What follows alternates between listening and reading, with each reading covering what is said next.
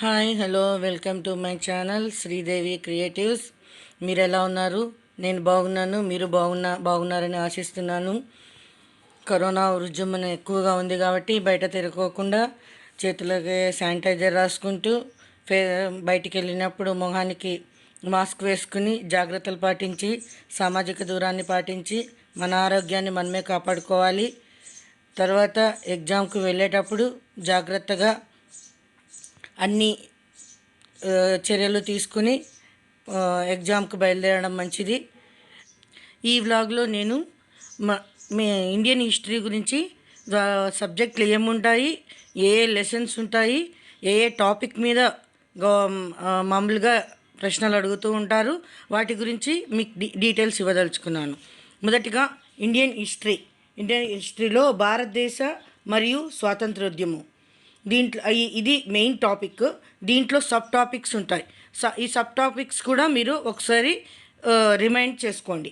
ప్రాచీన యుగము భారతదేశము. సింధు నాగరికత 2500 బీసీ నుండి 1750 బీసీ. వైదిక ఆర్యుల నాగరికత. తొలివేద కాలం క్రీస్తుపూర్వం 1500 1000. బౌద్ధ మతం, జైన మతం. మౌర్యుల యుగం క్రీస్తుపూర్వం 321 క్రీస్తుపూర్వం 184.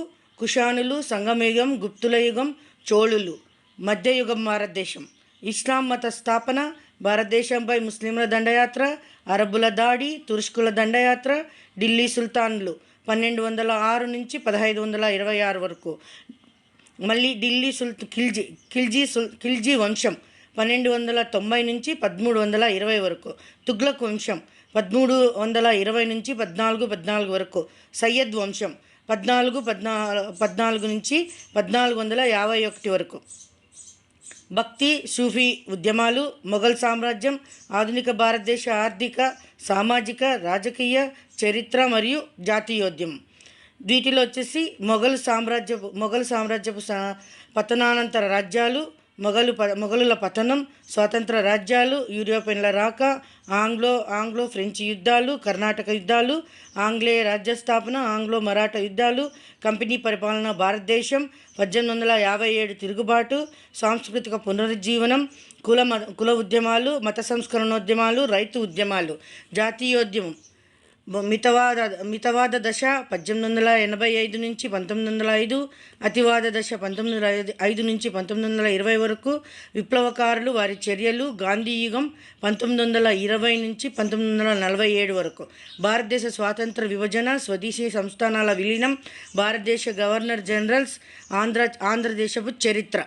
శాతవాహనుల అనంతర రాజ్యాలు, వెంగి చాళుక్యులు, కాకతీయులు, రెడ్డి రాజులు, విజయనగర సామ్రాజ్యం, కుతుబ్ షాహీలు, అషఫ్ జాహీ వంశం, ఆంధ్రాకు యూరోపియన్ల రాక, బ్రిటిష్ అధికార స్థాపన, 1857 సిపాయిల తిరుగుబాటు, ఆంధ్రాపై ప్రభావం, ఆంధ్రాలో సామాజిక సాంస్కృతిక జాగృతి, ఆంధ్రాలో జాతీయోద్యమం 1885 1947.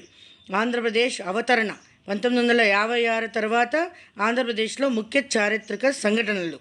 తర్వాత వచ్చేసి ముఖ్యమైనది భారత రాజకీయ వ్యవస్థ, ప్రభుత్వం, రాజ్యాంగం సవాళ్లు, 73 74 రాజ్యాంగ సవరణలు, ఆంధ్రప్రదేశ్ దృక్కోణము, కేంద్ర రాష్ట్ర సంబంధాలు, ప్రభుత్వ విధానం రూపకల్పన, సంస్కరణలు. ఇవన్నీ పాలిటిక్స్ సంబంధించినటివి. ఇందులో భారత రాజ్యాంగ నిర్మాణము, ప్రవేశిక, భారత యూనియన్ భూభాగాలు, రాష్ట్రముల పునర్వ్యవస్థీకరణ కమిషన్ 1953, ప్రాథమిక హక్కులు, ఆదేశిక సూత్రాలు, ప్రాథమిక విధులు, కేంద్ర ప్రభుత్వం, రాష్ట్రపతి, ఉపరాష్ట్రపతి, ప్రధానమంత్రి, ఉప ప్రధాని,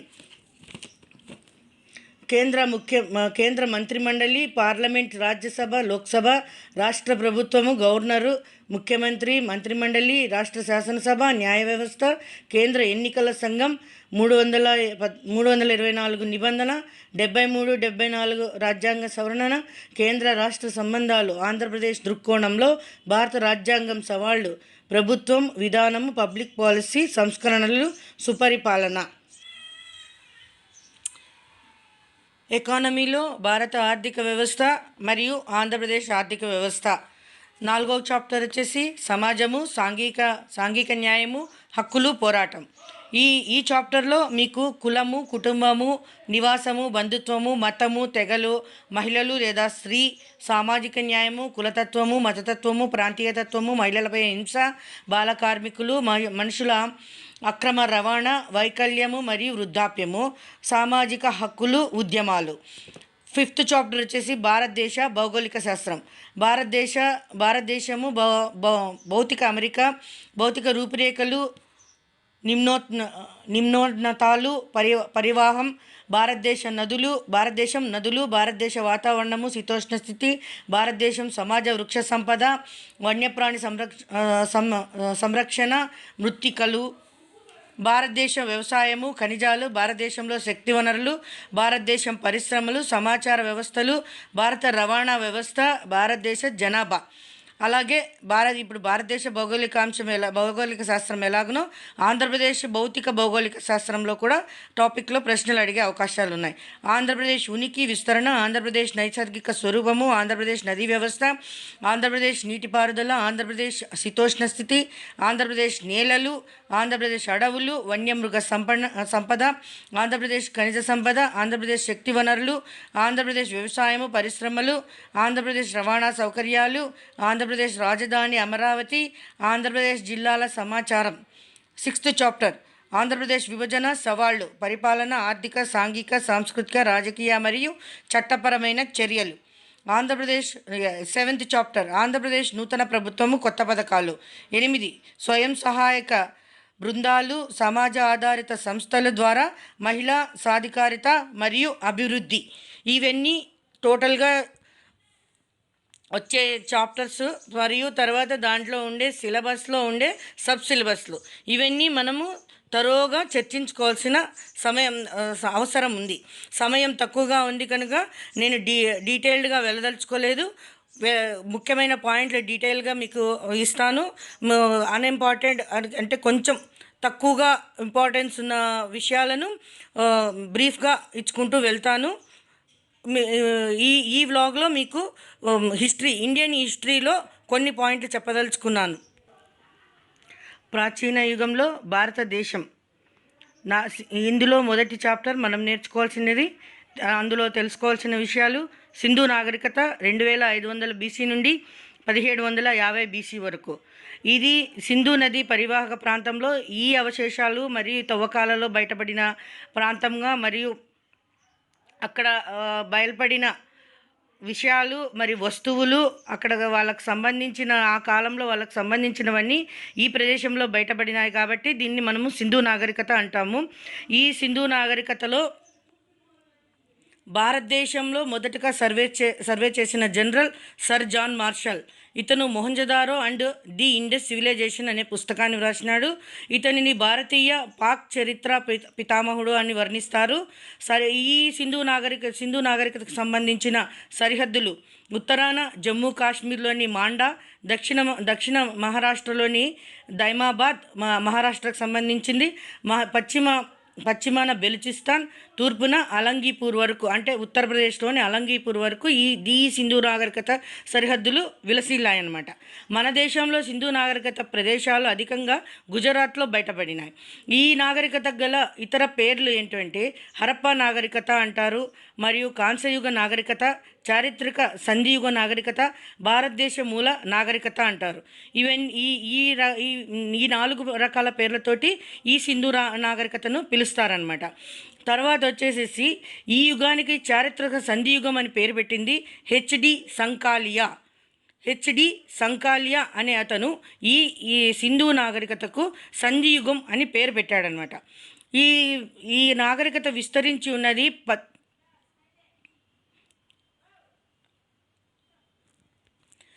13 లక్షల చదరపు కిలోమీటర్లు ఈ నాగరికత విస్తరించి ఉన్నది. ఈ నాగరికత సంబంధించిన సింధు నాగరికత కాలంలో సంబంధించిన ముఖ్యమైన నగరాలు ఇండియాలో 925 ఉన్నాయి, పాకిస్తాన్లో 475 ఉన్నాయి. మొత్తం 1400 నగరాలు ఈ సింధు నాగరికతకు సంబంధించి ఉన్నాయన్నమాట. సింధు నాగరికత కాలంలోని ముఖ్యమైన నగరాలు హరప్పా 1921 సంవత్సరంలో బయలుపడినది. తవ్వకాలు జరిపిన శాస్త్రవేత్త పేరు దయారాం సహానీ. నది పేరు రావి నది దగ్గర ఈ నగరం బయలుపడింది. ఇది పంజాబ్ పాకిస్తాన్లోని మౌంట్ గోవరి జిల్లాలో ఈ మా హరప్ప అనే ప్రదేశం బయలుపడింది అనమాట. ఇందులో వచ్చేసి 6 ధాన్యాగారాలు ఉన్నాయి. కాంస్యంతో చేసిన ఎడ్ల బొమ్మలు దొరికాయి, ఇక్కాలు దొరికాయి. ఇక్కడ శవపేటిక మరియు ఆకారపు శ్మశానము, కంచు అద్దాలు, రాతితో చేసిన నటరాజ విగ్రహము, ఎర్రరాయితో చెక్కబడిన యక్షుని మొండెము ఈ ప్రదేశంలో బయలుపడినాయన్నమాట. అలాగే మొహంజదారోని 1922 సంవత్సరంలో కనుగొన్నారు. దీని తవ్వకాలు జరిపిన శాస్త్రవేత్త ఆర్డి బెనర్జీ. సింధు నదికి కుడివైపున ఈ నగరం బయలుపడింది. సింధు రాష్ట్రం పాకిస్తాన్లోని లారియా జిల్లాలో బయలుపడింది.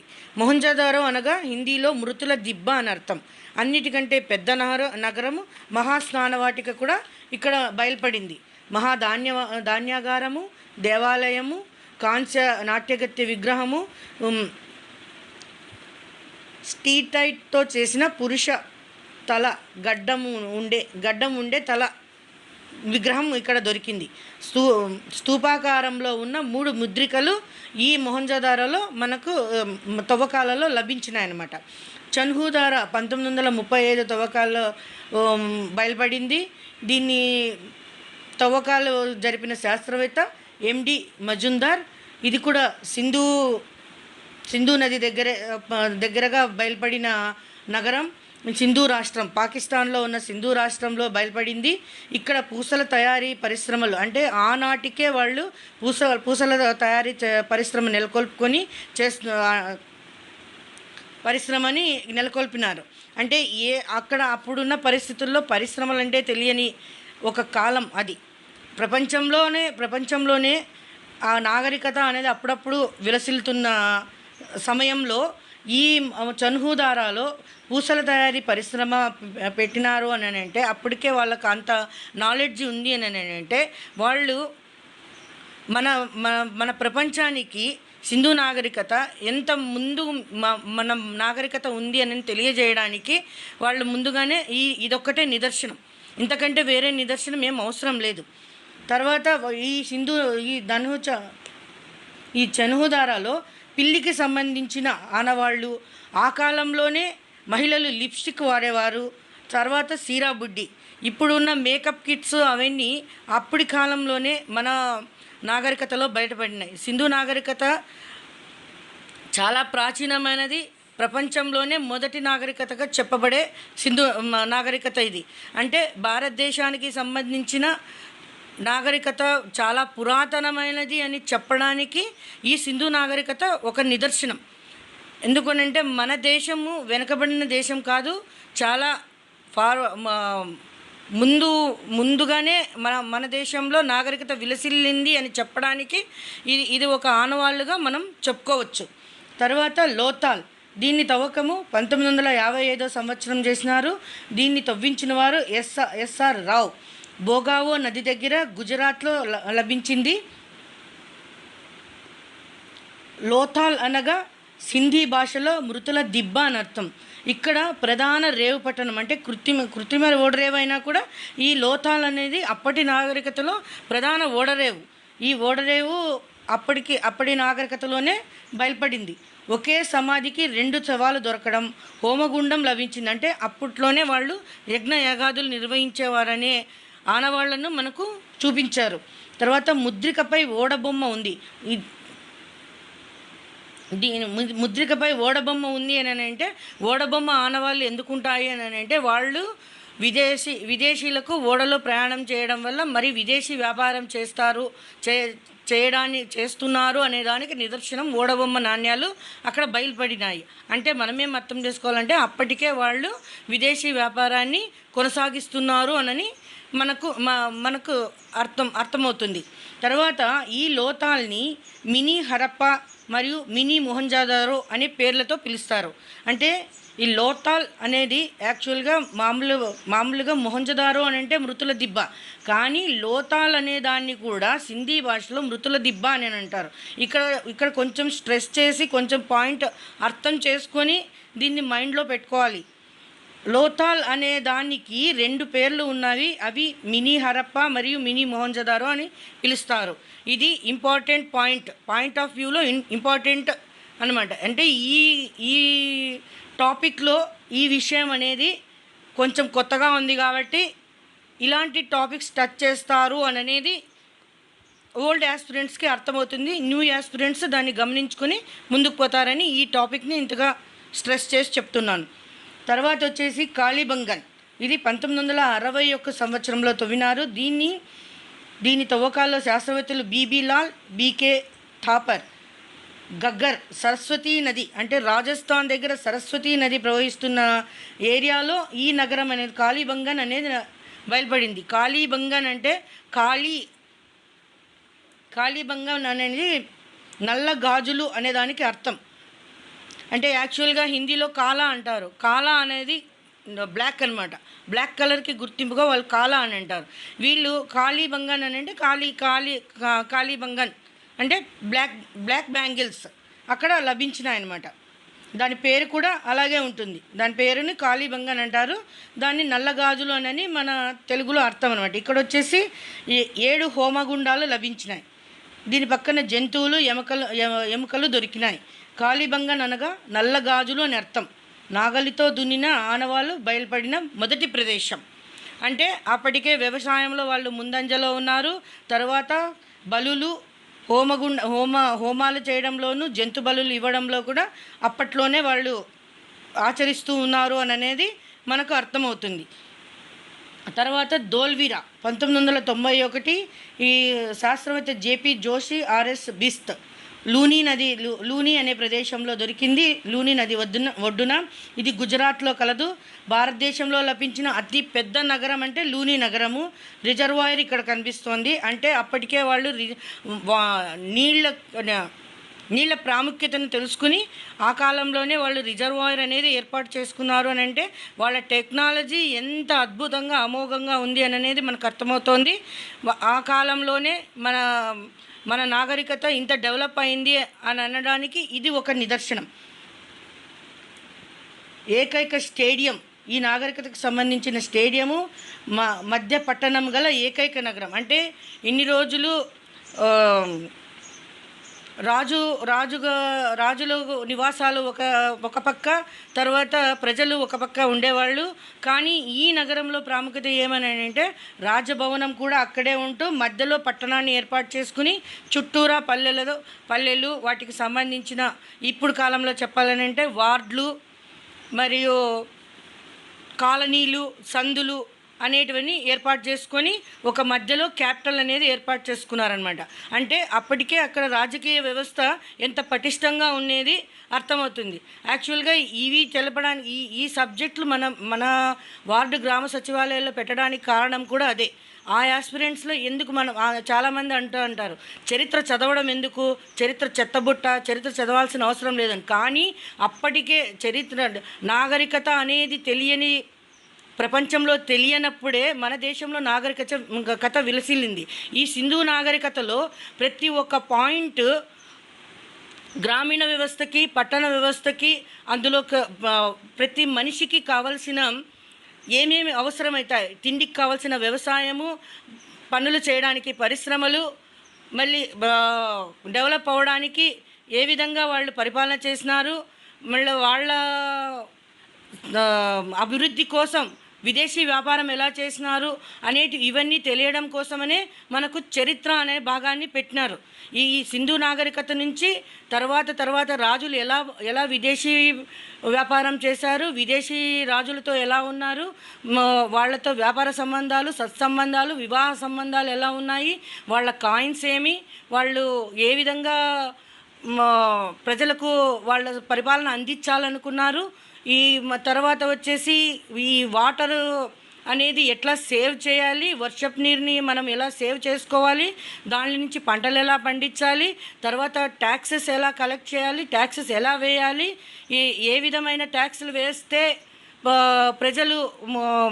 ప్రజల నుంచి రెవెన్యూ అభివృద్ధి అవుతుంది అని ఆనాటి కాలంలోనే వాళ్ళు ఆలోచించి ఈ విధంగా నడిపినారు. కాబట్టే మనకు అవగాహన కోసమని వాళ్ళు సబ్జెక్ట్లో ఈ విషయాలను పొందుపరిచినారు. ఓకే ఓకే గైస్, టాపిక్లోకి వెళ్ళిపోదాము. తర్వాత దొరికిన ప్రదేశము బన్వాలి 1973-74లో దొరికింది. దీనికి శాస్త్రవేత్త వచ్చి ఆర్ఎస్ బిస్త్. సరస్వతి నదీ తీరాన దొరికింది, హర్యానా. ఇందులో వచ్చేసి గ్రిడ్ కాకుండా వంకర టింకర రోడ్ల నిర్మాణము, పులి ముద్రిక అనేది ఈ ప్రాంతంలో లభించింది. సుర్కటోడ అంటే అది ఒక ప్రాంతము. జేపీ జోషి అనే అతను శాస్త్రవేత్త. ఇది ఈ నగరం తపతీ నది దగ్గర దొరికింది. గుర్రపు యొక్క అవశేషాలు లభించిన నగరం, రాతితో నిర్మించిన రక్షణ గోడగల ఏకైక నగరం. దుప్పి ఆధారాలు లభించాయి. అంటే అంతవరకు రాతితో నిర్మించిన రక్షణ గల గోడలు ఎక్కడా నిర్మించలేదు, కానీ ఈ సుర్కటోడలో నిర్మించినారు. ఈ విధంగా కోట గోడలు ఎలా నిర్మించుకున్నారు, వాళ్ళున్న ప్రదేశాన్ని ఏ విధంగా వాళ్ళు భద్రం చేసుకున్నారు అనే విషయాలు మనకి ఇప్పటికంటే మన నాగరికతలో మనం చూసుకున్నప్పుడు, అంటే సింధు నాగరికత కావచ్చు, ఇంకా కొన్ని రాజ్యాలు ఉన్నాయి, కొన్ని మనకు సంబంధించిన ఆంధ్రప్రదేశ్కి సంబంధించిన శాతవాహనులు కానీ, మళ్ళీ అది తెలంగాణకు సంబంధించింది, తెలంగాణకు సంబంధించిన చరిత్ర కానీ, మన ఆంధ్రప్రదేశ్లో కృష్ణదేవరాయలకు ఇలాంటి రాజులు ఏ విధంగా పరిపాలించినారు, వాళ్ళ పటిష్టత ఏమి, వాళ్ళ రెవెన్యూ వ్యవస్థ ఏమి, ఇవన్నీ తెలుసుకోవడానికే చరిత్ర అనేది పెట్టినారు. చరిత్రని ఎప్పుడు మనము తక్కువ అంచనా వేయకూడదు. ఎప్పుడో జరిగిపోయిన కాలంలో మనకి చెక్ డ్యామ్లు అవి కనిపిస్తున్నాయి, తవ్వకాల్లో కనిపిస్తున్నాయి, లేదంటే ఏదైనా పుస్తకం ద్వారా మనకు తెలిసింది అని అంటే, ఇప్పుడు మనం చెక్ డ్యాములు కడుతున్నాము అని అంటే ఆ ఇన్స్పిరేషన్తోనే మనము ఇప్పుడు చెక్ డ్యాములు కడుతున్నాం. కాబట్టి చరిత్ర మీద ఎక్కువగా దృష్టి పెట్టండి, ఎక్కువగా పాయింట్స్ కూడా వస్తాయి. Okay guys, see you another video. నా ఛానల్ సబ్స్క్రైబ్ చేసుకోండి, బెల్ ఐకాన్ క్లిక్ చేయండి, షేర్ చేయండి, లైక్ చేయండి. మీకు ఇంకా డీటెయిల్గా కావాలంటే నా ముందు ఇంకా రెండు వీడియోస్ ఉన్నాయి, ఆ వీడియోస్ని కూడా చూడండి. చూసి మీకు బాగుంది అని అనిపిస్తే సబ్స్క్రైబ్ చేసుకోండి. నేను ఇంకా మీరు సబ్స్క్రైబ్ చేసుకోవడంలో నాకు సబ్స్క్రైబర్స్ పెరగడం వల్ల నేను ఇంకా ఇన్స్పిరేషన్ తోటి ఇంకా మంచి విషయాలు మీకు చెప్పడానికి ప్రయత్నం చేస్తాను. తెలియని విషయాలు కూడా తెలుసుకొని మీకు చెప్పగలుగుతాను. Okay guys, thank you. See you another video.